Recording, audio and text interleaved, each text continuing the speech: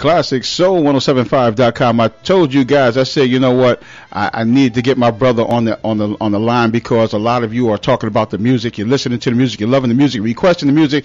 So guess who I have on the line? My brother Marcus Gentry is in the house. What's happening, my brother?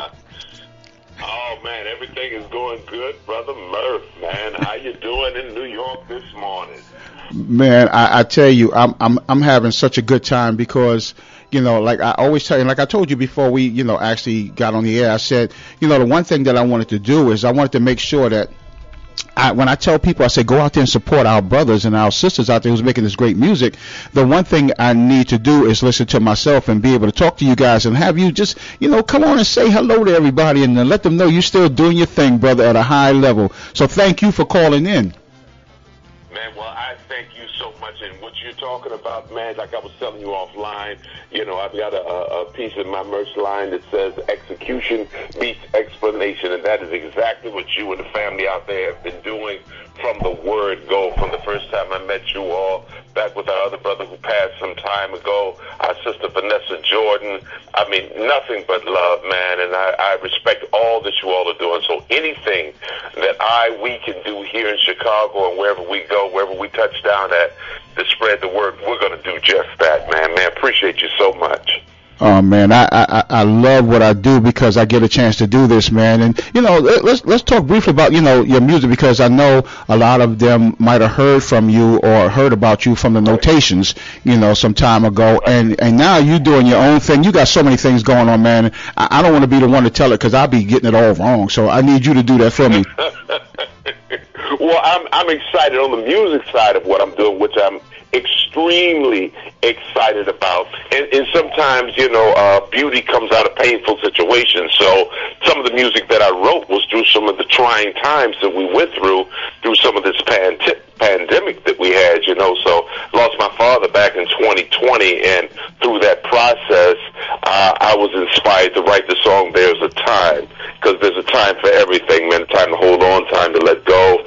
And that was kind of a reminder of that piece and the inspiration for that particular piece being written. I lost him July 3rd, 2020. Still reeling from that piece. I Made a Promise was written on the inspiration between my mother and father. So my parents are deeply rooted in the inspirations that I have.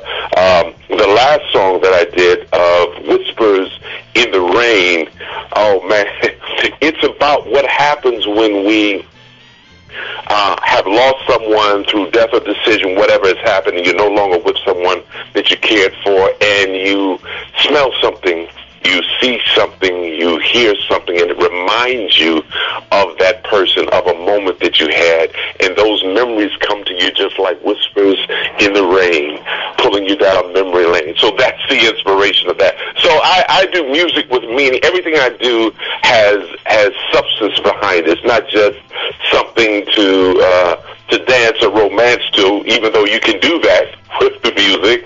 It's something that has a thought behind it and a meaning behind it. I love performing that. I did a show earlier, this year, but last year, called A Tribute to the Baritones, Love Songs from the Baritones here in Chicago. Man, I had a good time just giving honor, kind of the same thing that you do, giving honor and respect to the shoulders that we stand on, and I do that musically as well. So that's the musical side. And of course, I do public speaking and stuff, especially around this time of the year. I do a lot of Black history kinds of educational pieces, man. So I'm just glad to have an opportunity to share any of that. I don't want to just run on and on because, you know, I can talk about this thing because this is a work of passion for me, what we're talking about here. Well, bro, that's why you're on the air now, because we need to know about this. See, a lot of people don't understand, you know, our artists, you know, our greats don't just make music, but they do give back to the community, and they try to do their best to uplift our communities. Absolutely.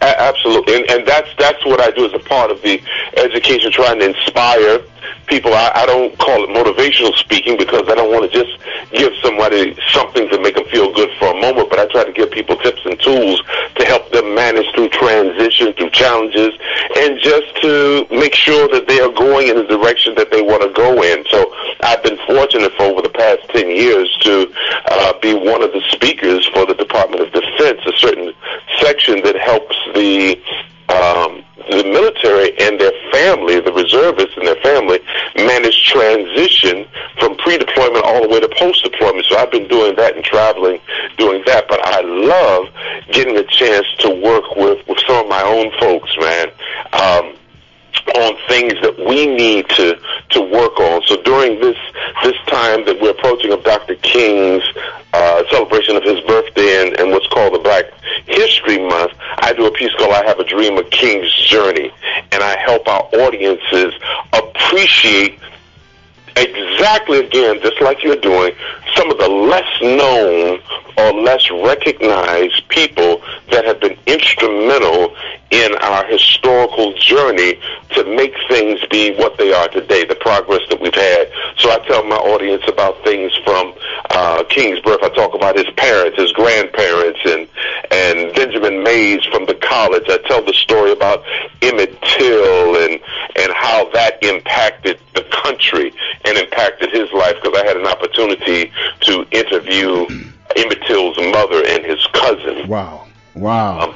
And oh my, you're talking about a history lesson, the things that his cousin was able to share with me about that experience, because he was in the house when Emmett Till was kidnapped. Wow. Oh my goodness. Yeah. Oh man. So anyway, I talked to him about that and all the other people, the Montgomery bus boycott, and the people who refused, the young girls who refused to give up their seat on the bus before Rosa Parks refused to give up her seat. So there's a whole lot of things. I don't want to go into all of that now, but just know you can probably recognize from the way I'm saying it, I'm passionate about this. And anything that I can say or do musically or educationally to help anybody, to touch the life of anybody, I'm all about that.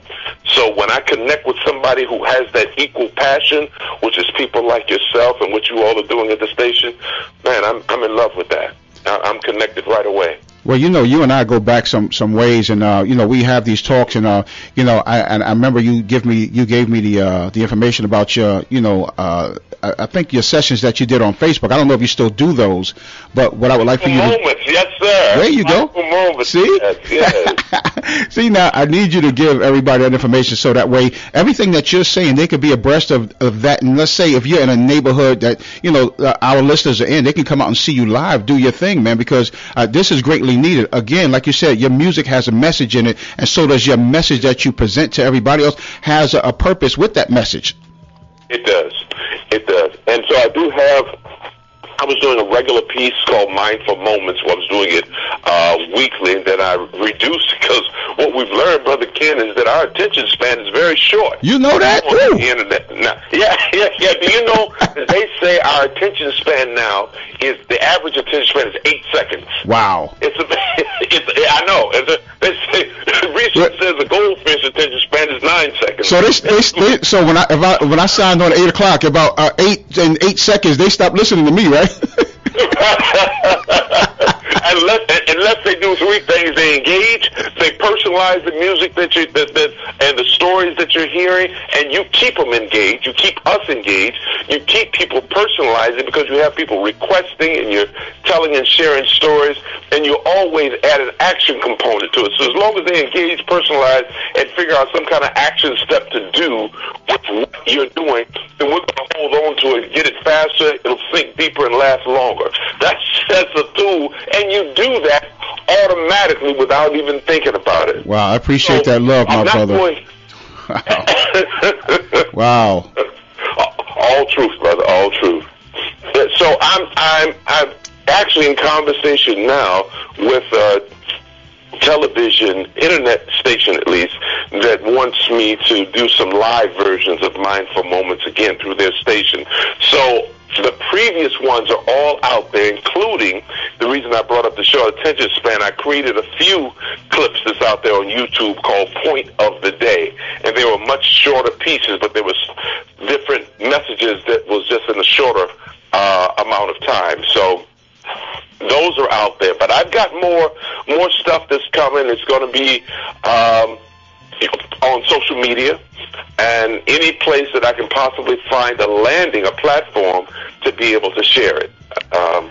So MarcusGentry.com always keeps it out there. That's where I am, but I'm going to constantly be posting information. Now, of course, I'll let you know whenever something is happening that people can maybe tune into or check out if they'd like to.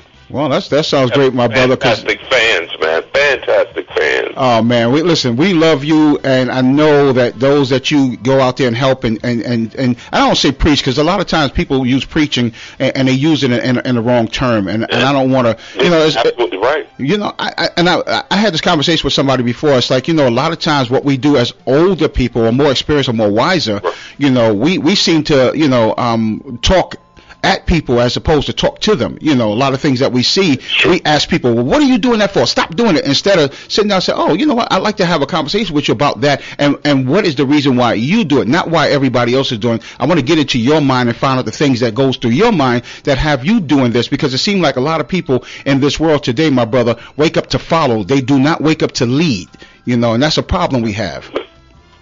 Yeah, absolutely. And one of the things, just like you're saying, that people aren't doing is because we are flooded with an overload of information, we're going wide instead of deep. So people aren't really analyzing, doing analytical thinking and critical thinking about decisions that they're making and things that they're doing. That's why some folks are making some bad choices, because we aren't thinking as much about some of the moves that we're making that we need to. Just like you say, having the conversation, talking with people, listening, and not just trying to tell somebody what it is that we have to say.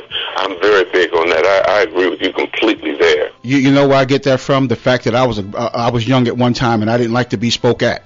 I always wanted to, sit down and have a conversation, even if it was with mom and dad. Don't just beat me and not tell me why you beat me, Right. So those things weren't always negotiable, though. Yeah, you know what? At that time was, we had parents back then, man. They were village keepers and matriarchs, and they didn't play. And it was like, it wasn't just one; it was a whole community of people, which is lost in this generation that we see out in today's world, because everybody's in competition with each other. Parents are competing with the kids. They on social media trying to compete, see what they're doing, instead of sitting down having a conversation. I remember times when we sit down and have dinner, there was no lines of communication that you use except for talking to each other. Now people just grab their food, go in the room with their phone, or even sit at the dinner table with everybody with their phones in their hand. It's no communication. That's exactly right. There's no communication with the people who are right there. So you're absolutely right. So through social media and other things, people are able to communicate around the world, but they have trouble talking with people in their same home. Absolutely. Absolutely. In their community. So the village is still raising the children, but it's not the village that it used to be when we were young. Absolutely. Village of the music. So who's raising them is the music that they're hearing and the things they're seeing on television and again, social media. That's influencing the minds, because that's become the diet of many of the young people and older people, and because of that being their diet and that's what they're consuming, they're making some decisions based on that, not from the elders, the older men and women who are able to share some things. But that's so major. But I mean, you do this again. You're doing this with the music, your music, and you're giving a message with the song or the artist you're talking about it. You're not just entertaining, you're engaging folks to try to get to a healthier place. Absolutely, and that's a way of music. That's why I had to have you on the air, because like you said, we are of the same mindset. And like I tell people, angels and messengers are not always in the pulpit. We are used in different ways in different areas of life that help others that may not be in the church, that may just be casually listening to music and go, wow, that Murph is really something, or engage with you on Facebook or some of your events that you go out to, and they're like, wow. So yeah, we have to be strategically placed in position to be able to help others. And there are people that's not going to find you in the church, and they will find you, but the message that you give may not be from the pulpit. It has to be from your expertise. That's right, from wherever we are, and the message that I heard, not from myself, I think it was from a man named Jawanza Kunjufu, who said, "The more you know, the more you owe." So So when we learn something, we know something, we pass it on. That's right. That's where it gets strong, because we rise by lifting others. Absolutely. That crab in the barrel mentality so many have, man. I just wish, we as people would just get rid of that. And, if you want to cook the crabs, go ahead, but don't step on us, But, listen, my brother, man, we could talk about this all day. I just need to get you, but we have to have this conversation again one day. You and I sit down and have that, break some bread and do that next time you close by, or, we on an island because we done, did so much that somebody flew us to an island with black sand and we sitting there just chit-chatting. Yes, sir. Yes, sir. I can see it. Hey, we put it out there. It can happen, right? It sure can. It's possible. It's possible. One more time, do me a favor. Give them that information so they can stay in touch with you and all the things you got going on. Of course. MarcusGentry.com is my site. GentryExclusives.com gives you a link to my music and my merchandise line. Merchandise with a meaning, also music with a meaning. So GentryExclusives with an S.com is my merchandise, and my general site is MarcusGentry.com all day. All right. Well, I appreciate you, my brother. I want to tell you, if I haven't told you lately, I love you, and I appreciate you, man, for everything. Man, I appreciate you. Thank you for an opportunity for sharing some time with me this morning. I feel a little better because of you. Thank you. Oh man, that's the purpose of why we do what we do. If we can help one man, just how many we've helped that we don't know about, man. That's the whole purpose of why we do what we do, right? Yes, sir. Absolutely, absolutely, man. Send love and respect to the people out there in your camp, man. I will do that, and you do the same on your end, my brother. And on that note, man, stay blessed, stay safe, and stay doing what you're doing, man. Keep it positive and keep it always Marcus Gentry. Absolutely, I sure will. Thank you again. I look to talk to you soon, man. My brother, you take care. Thanks again. Yes, sir. All right. You too. You too. Wow. Man, oh man, oh man, what deep conversation. I like that because, it's all about giving back to our community and to our listeners, not just music. And like he said, there are messages in the music. And, sometimes I will play a song and I will ask myself, wow, why did I pick that song listening to the lyrics? And again, like I said, we're chosen to do, to relay messages, and sometimes we just don't know when it's going to happen, when we have to say a word, or give the word, and sometimes I have to ask myself, I'm like, wow, what did I just say? I can't repeat it because I don't know what I just said because it wasn't from me. But it was directed at all of us. And with that being said, we're going to get back into the music. Show is truly Big Murph on this beautiful Thursday. Almost lost what track. When you retired, you forget so many things. But thank you all so much for the love. And with that being said, we're going to get back into the music. Marcus Gentry, my brother, thank you so much. MarcusGentry.com. You can go there and get all the information. And man, just continue to just follow his career and all the things that he's got going on. And when he comes to your town, please do me a favor, get out there and make sure you support. All right, let's get into the music.